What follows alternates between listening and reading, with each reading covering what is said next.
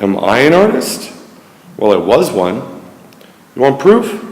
Well, when I was a kid, I owned a big box of crayons. And back in the day, the joy of painting with Bob Ross was one of my favorite shows. Also, and I'm kind of proud of this one, I used to spend hours drawing the wrestlers from the WWF. Check out the muscle definition of Andre the Giant.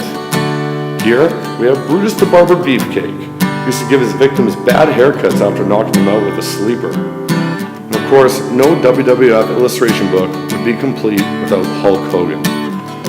But it was grade 4 when everything changed. A pointillism project, which is basically just making a bunch of dots, that I worked so hard on and was so proud of, got a B. Can you believe that? A B. With one decision by Miss Terguchi, my ability to identify myself as an artist was crushed. After that, I shied away from anything to do with art. No painting, no drawing. I haven't even owned a camera since then. I convinced myself that I was not an artist. Without art taking up my precious time, I tried lots of other things over the years.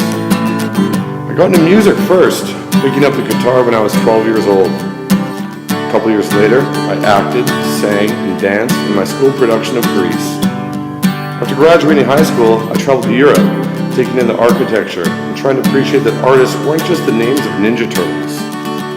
When I got back to Vancouver, I majored in geography with the idea that I was eventually going to become an urban planner. Last year at the high school where I work, I wrote and directed the musical production. One of my new things is to pretend Gordon Ramsay is yelling at me and I'll make something delicious. I've always been the type of guy who enjoys a little couch time. And still, 20 years after picking up the instrument, one of my favorite forms of therapy is to play my guitar and sing.